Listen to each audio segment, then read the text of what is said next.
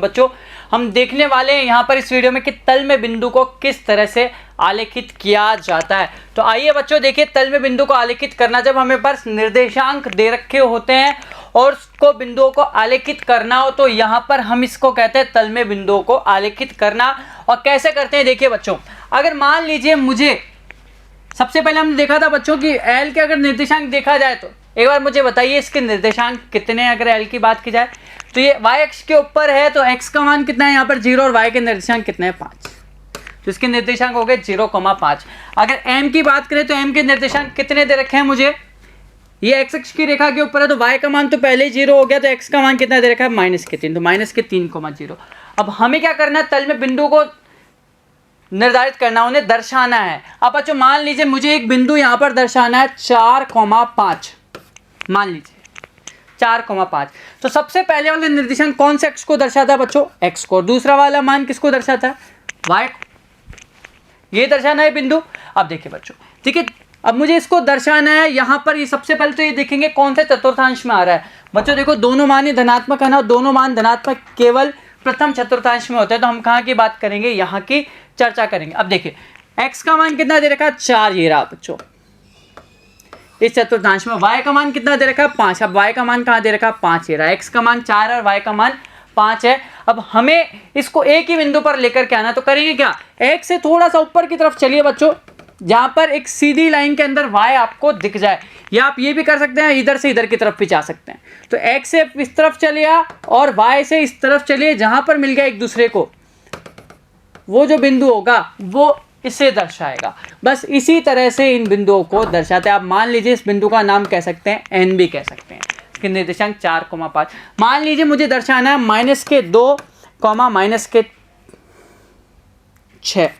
मुझे इसे दर्शाना है। बच्चों x का मान कितना -2, y का मान कितना -6। बच्चों जब दोनों मान ऋणात्मक हो तो कहाँ पर आता है, कौन से चतुर्थांश, तृतीय चतुर्थांश। x का मान कितना है -2, y का मान कितना -6। देखिए ये रहा x का मान -2, ये रहा y का मान -6। कैसे दर्शाएंगे, देखिए ये रहा, इस तरह से आ जाएगा ना बच्चों, ये x का मान भी आ गया और y का मान -6। कि x से नीचे की तरफ चलेंगे ऊर्ध्वाधर की दिशा में, और y से कैसे चलेंगे, हॉरिजॉन्टल डायरेक्शन में, क्षैतिज में। जहां पर ये दोनों मिल जाए एक दूसरे को, वह निर्देशांक को दर्शाएगा। तो ये कितना हो गया -2, -6। बच्चों ये बहुत आसान तरीका है, ऐसे हम दर्शा सकते हैं। अब देखिए आगे चलते हैं कि कार्तीय तल में बिंदु 5, 0, 0,5, 2,5, 5,2, -3,5, -3, -5, 5, -3 और 6,1 का स्थान निर्धारित कीजिए। हमें यहाँ पर इन सबको दर्शाना है। तो सबसे पहले बात कर रहे हैं बच्चों 5,0। बच्चों पहला बिंदु है 5,0। बच्चों x का मान है 5, y का मान 0। बच्चों y 0 कब होता है, जब हम किसकी बात करते हैं, x अक्ष की बात करते हैं। तो x अक्ष के ऊपर y का मान 0 होता है, तो x अक्ष की रेखा पर y का मान देखिए ये रहा 5, तो ये हो गया 5,0, ये दर्शाएगा 5,0। दूसरा मान कह रहा है 0,5। बच्चों 0,5 की बात करें, अब 0 x का मान 0 है, और x 0 कब होता है, जब ये y अक्ष की रेखा के ऊपर होता है। तो y का मान धनात्मक, दोनों मान धनात्मक है। सबसे पहली चीज कौन से चतुर्थांश, प्रथम चतुर्थांश में आएगा ना। अब x का मान 0, y अक्ष की रेखा के ऊपर y का मान 5, तो कौन सा बिंदु हो जाएगा, ये हो जाएगा। तो ये कौन सा बिंदु हो गया, जिसके निर्देशांक है 0,5 हो गए। ठीक है, अब देखिए हमें बताना 2,5 और 5,2, एक है 2,5 और एक दर्शाना 5,2। बच्चों x का मान 2, y का मान 5, x का मान 2 ये रहा, y का मान 5 कहाँ है, ये रहा। अगर हमें इन दोनों को मिलाना है तो x से ऊर्ध्वाधर दिशा में चलिए, y से क्षैतिज में चलिए। ये देखिए जहाँ मिल रहा है वो बिंदु कौन सा हो गया, 2,5 कहलाएगा। ठीक है, और अगर बात करें 5,2 की, तो x का मान कहाँ है 5, y का मान 2 कहाँ है, ये रहा। यहाँ से ऊपर की तरफ चलिए ऊर्ध्वाधर में, यहाँ से क्षैतिज में चल रहे, कहाँ मिल रहे एक दूसरे को, ये रहा। तो ये कौन सा पॉइंट हो गया, 5,2 हो गया।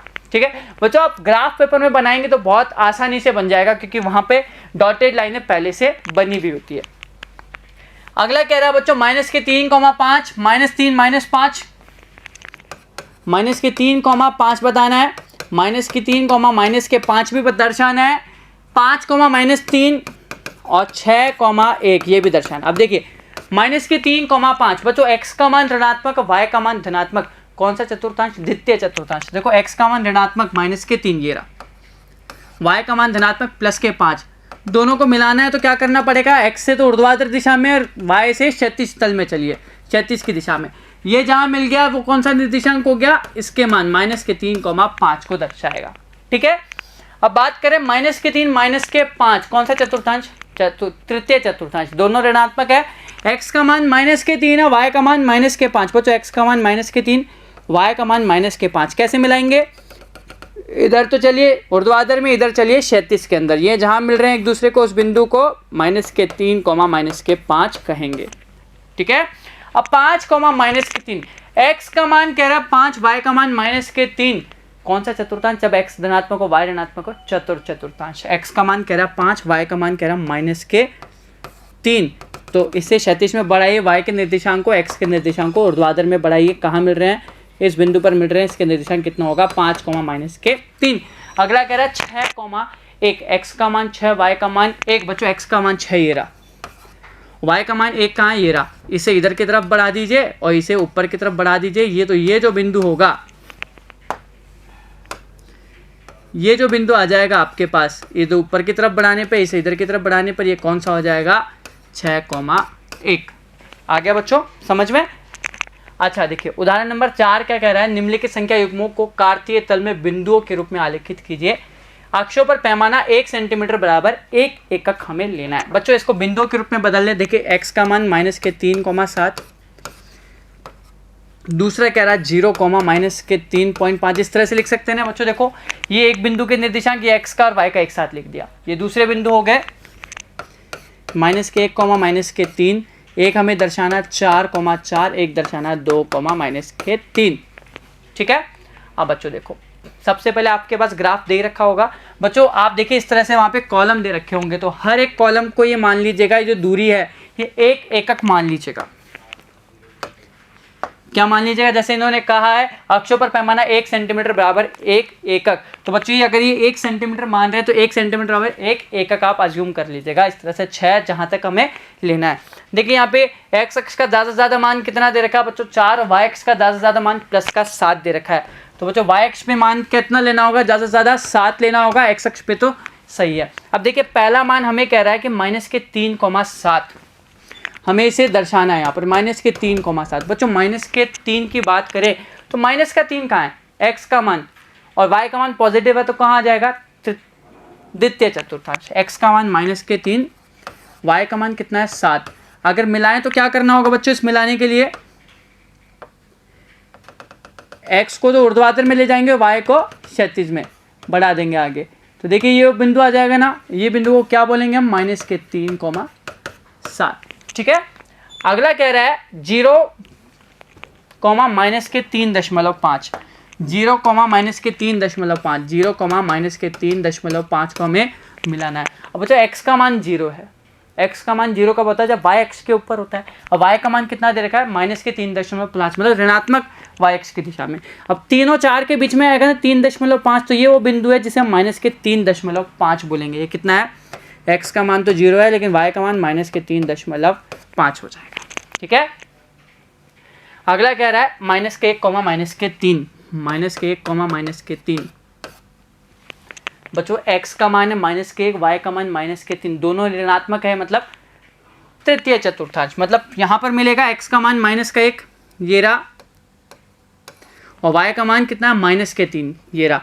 और मिलाएंगे कैसे बच्चों इसको, देखिए इस तरह से बढ़ाते हैं इसको आगे और इसको इस तरह से बढ़ाते हैं, तो ये जो बिंदु मिल गया हमें, ये क्या कहलाएगा हमारे पास -1, -3, तो -1, -3 ये मिल गया।